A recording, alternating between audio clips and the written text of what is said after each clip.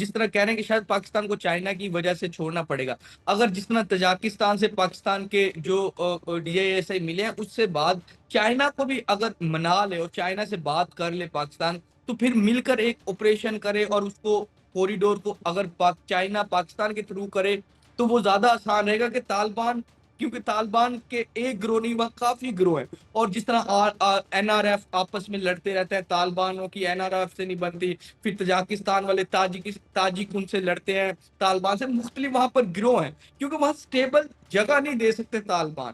तो चाइना के लिए वो स्टेबल जगह अगर नहीं होगी तो उनके लिए तो वो बेनिफिट नहीं होगी ना, तो वो तो पाकिस्तान के थ्रू ही करना चाहेंगे। नहीं, ये बात मैं आपसे इख्तिलाफ करूंगा। असल में स्टेबिलिटी की जहाँ तक बात है तो अफगानिस्तान के अंदरूनी मामला तो बहुत ख़राब हैं, हाँ। लेकिन पाकिस्तान में स्टेबिलिटी कहाँ है? अगर आप स्टेबिलिटी की बात कर रहे हैं, जो बलूचिस्तान में जो जो कुछ हो रहे हैं हम्म। मामला जो चल रहे हैं, मुस्तकिल चल रहे हैं, पूरे पाकिस्तान में चल रहे हैं। जो लोग जानते हैं इन मामला को, जो करीब से देखते हैं, वो छोटी छोटी खबरों पर नज़र रखते हैं, तो मामलात हमारे कोई स्टेबल नहीं है। और आप हुकूमती हालात भी अगर आप देख लीजिए, हमारे यहाँ गवर्नमेंट, जो एक हुकूमत जब एक हुकूमत की तरफ देखती है तो वो देखती है स्टेबल हुकूमत की तरफ, गवर्नमेंट की तरफ। अब हमारे यही नहीं पता कि कौन आने वाला है, कौन जाने वाला है। हर 2 दिन के बाद एक नया राग चल रहा होता है कि हालात क्या किस करवट जाएंगे, किसी को नहीं पता। फिर हमारे माशी हालात, फिर अवाम की बेचैनी और वो सारी चीज़ें अगर आप देखिए। और उसके अलावा खैबर पख्तूनख्वा में एक और जानवर भी है, उसको मत भूलिए आप ताकि कि वहाँ पर जो पश्तीन वालों का जो ग्रुप है, उसको मत आप भूल जाइए। वो भी अपनी जगह एक एक वेट रखते हैं और उनके इंटरनेशनल मीडिया पर और इंटरनेशनल ममालिक के साथ बहुत अच्छे ताल्लुकात हैं, बाशमूल भारत के साथ। वो उनकी सपोर्ट पे ही चलते हैं, जैसे जैसे BLA वाले चलते हैं। तो अगर आप ये कहते हैं कि स्टेबिलिटी की बात, तो अफगानिस्तान इस वक्त ज़्यादा स्टेबल है पाकिस्तान से हुकूमत के तौर पर, क्योंकि वहाँ एक हुकूमत है, हुकूमत तालिबान की है। आपस के लड़ाई झगड़े वो हल्की फुल्की मौसीकी है, वहाँ पर आइसिस खुरासान का मसला है, जो उनके साथ झड़पें चलती हैं। लेकिन अगर आप स्टेबिलिटी देखते हैं तो सिक्योरिटी उनके पास अफगानिस्तान में ज़्यादा है बनस्बत पाकिस्तान के। अच्छा सर, आप सिक्योरिटी की बात करें, पाकिस्तान के पास एक फुल ट्रेन फोर्स है और पूरी एक आर्मी है, लेकिन तालिबान के पास इस तरह की कोई आर्मी नहीं है जो ट्रेन भी हो। उनके पास गुरीला जो वार है वो तो वो कर सकते हैं, लेकिन जी, एक प्रॉपर जिस तरह होती है ट्रेन, उनके पास आर्मी नहीं है। तो आप इसको कैसे देखते हैं? ये मैं आपको थोड़ा वाज़ेह कर दूं एक बात। देखिए जी, जो उनको जैसे अब ये कहिए कि अफगानिस्तान के पास नेवी नहीं है, उनको ज़रूरत ही नहीं है ना नेवी की, बात उनके पास पानी नहीं है। तो वो जो उनकी ट्रेन है, जैसा अफगानिस्तान का इंफ्रास्ट्रक्चर है, जैसे अफगानिस्तान के हालात हैं, जो उनके पास जो जो ताकत मौजूद है, कीप इन माइंड ये कल के तालिबान नहीं है। ये कब से लड़ रहे हैं, इन्होंने रशिया को शिकस्त दे चुके हैं। इनकी तारीख लड़ने वालों की है। मैं एक मशहूर जुमला आपको बताता हूँ कि एक बहुत मशहूर जुमला है कि the art of the war में, कि अगर आप किसी ऐसे आदमी से जंग लड़ रहे हैं, आपके पास चाहे बहुत एडवांस वेपनरी मौजूद है और उसके पास तीर कमान है, लेकिन उसका 1000 ईयर्स जो है वो तीर कमान के साथ अगर गुजरा है, तो वो आप पे बहुत हावी होता है। बिकॉज अफगान, अगर आप हिस्ट्री देखिए तो past 1000 year their sole profession been war. इनका सोल प्रोफेशन 1000 सालों से सिर्फ और सिर्फ जंग है। ये जंगजू होते हैं, ये लड़ते हैं। हमारे फौजी को जब पूरी किट की और खाने की जरूरत होती है, ये एक मुट्ठी चने पे 2 दिन लड़ाई कर लेते हैं। तो ये बात आप याद रखिएगा, चंगेज खान की आर्मी घोड़ों पे लड़ती थी, उसकी सिर्फ बात ये थी कि वो सख्त जान थे। इस बात से चंगेज खान जो है वो दुनिया में। तो जहां तक बात है कंपैरिजन की कि इनके पास ट्रेंड नहीं है, ट्रेंड ये हैं, ये अपने काम में ट्रेंड है। आपने सही कहा गोरिल्ला वॉरफेयर, लेकिन इनको जरूरत ही गोरिल्ला वॉरफेयर की है ना। ये इन्होंने इन्होंने ये करके देख लिया कि हर हुकूमत के साथ जब ये लड़ते हैं तो ये गोरिल्ला वॉरफेयर से जीतते हैं। ये लॉन्ग टर्म के खिलाड़ी हैं, शॉर्ट टर्म पे नहीं खेलते। दूसरी बात याद रखिएगा, अब ये वो जो आप तालिबान 10 साल पहले का तालिबान और अब के तालिबान में फ़र्क इसलिए है कि जब अमेरिका बहादुर वहाँ से तशरीफ़ ले गए तो वो उनके पास क्या दे गए। इनके पास अगर आप गौर कीजिए तो इनके पास जो वेपनरी है और जो व्हीकल सिस्टम है वो सारा अमेरिकन है।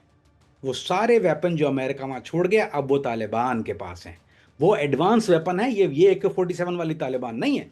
दूसरी बात, इनके पास नाइट विजन गॉगल्स मौजूद है, इनके पास थर आप अगर देखिए गौर कीजिएगा, जो लोग वेपन्स को जानते हैं समझते हैं, कि अब आप जब अगर देखेंगे तालिबान के जब लीडरान खड़े होते हैं, उनके पीछे जो जो जो इनके गार्ड्स होते हैं, जो स्कोप माउंट होती है, वो बड़ी बड़ी दूरबीनें नहीं होती, वो एक छोटी सी स्कोप देखेंगे, उसको कहते हैं थर्मल। वो थर्मल स्कोप है, ये अमेरिकन आर्मी का स्कोप है, जो कि सिर्फ हीट सिंक पे निशाना बना लेता है। तो ये अब इनको वो मत समझिए कि ये जो दशका से पहले लड़ने वाले लोग थे तला तशरीन से, अब इनके पास सारी एडवांस वेपनरी अमेरिका की दी हुई मौजूद है। और ये हमारे खत्ते का डिलेमा है, जब भी कोई ताकत अफगानिस्तान में आती है और जाती है, रशिया गया अपना वेपन छोड़ गया, इनके पास आ गए, ये अजाब बने हमारे लिए। अब अमेरिका यहाँ आया, अपन गया, हमारे लिए अजाब छोड़ गया इनके पास। तो कीप इन माइंड कि ये कोई आसान जंग नहीं है। ये मत किसी भी जहन में मत रखिएगा कि ये professional army, they are very professional. बहुत ज़्यादा ट्रेंड हैं और इनकी ट्रेनिंग बहुत सख्त जान होती है हमारी मिलिट्री के बनिस्बत। बिल्कुल सर, जिस तरह आप कह रहे हैं वो सख्त जान भी है, सब कुछ भी है, लेकिन जिस तरह आप कह रहे हैं कि सोवियत यूनियन यहाँ पर आई, अमेरिका यहाँ पर आया, लेकिन जब भी उनको शिकस्त हुई तो पाकिस्तान की सपोर्ट हमेशा तालिबान के साथ रही है।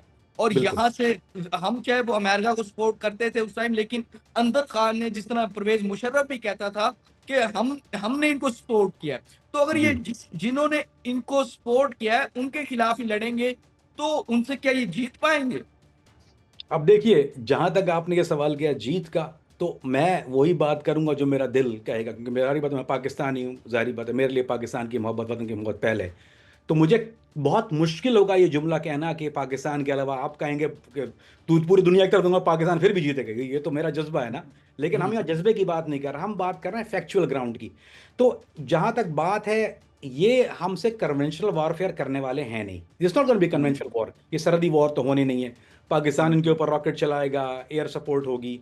लेकिन ये जो करेंगे, ये वो हमेशा जो वो करते आते हैं, वो है बुजदिल कार्रवाई। मतलब ये कि ये अंदर शहरों में घुस के कार्रवाइयाँ करते हैं, मराकज़ के ऊपर, हमारे जो वीक पॉइंट्स हैं उसके ऊपर ये जाके कार्रवाइयाँ करते हैं। तो केओस पहचान, एक मुल्क की डिस्टर्ब कर देना उसको, उसके अंदर केओस करके, इनका वॉरफेयर का तरीका ये, और ये उसको बहुत अच्छी तरह जानते हैं, बिकॉज ये 30 साल से कर रहे हैं वही काम। तो हम्म। कि ये कहना मुश्किल हुआ कि इसमें जीते हारेगा कौन। ये नहीं कह सकते कि आप अफगानिस्तान के, क्योंकि अफगानिस्तान में अगर आप बम मारते हैं किसी चीज को, तो वो मट्टी, और वहां कौन सी बिल्डिंग है, इंफ्रास्ट्रक्चर है, एक खड्डा होता है, अगर आप बम मारेंगे वो खड्डा इतना बड़ा हो जाएगा, तो आपने क्या हासिल किया। तो ऐसा तो कुछ नहीं है कि आपने वहां कुछ हासिल कर लिया, इंफ्रास्ट्रक्चर तो है ही नहीं वहां पर।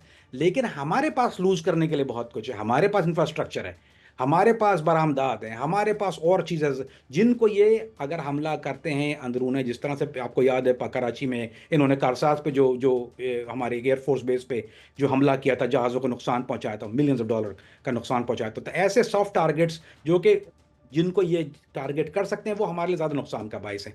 इनका आप खड्डा बड़ा कर देंगे तो उनको क्या फ़र्क पड़ेगा, लाख रुपए के बम। बिल्कुल तो बिल्कुल सर, ठीक कह रहे हैं आपके के मतलब कि एक हारे हुए को मजीद क्या हरा सकता है इंसान, जो ऑलरेडी जंगों में रहे हैं उनसे हम किस तरह जीत के क्या करेंगे? क्योंकि अगर अफगानिस्तान से लड़ते हैं तो वहां पे कोई इंफ्रास्ट्रक्चर नहीं, उनका नुकसान नहीं होगा, अगर हमारा होगा।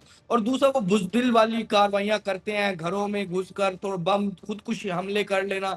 तो इस तरह के वो काम में आगे हैं, लेकिन अगर वो प्रॉपर कोई लड़ाई की सूरत हाल है उसमें वो नहीं जीत सकते। बिल्कुल प्रॉपर वारफेयर में सवाल ही नहीं पैदा होता कि वो पाक, बिल्कुल पाक आर्मी से नहीं लड़ सकते।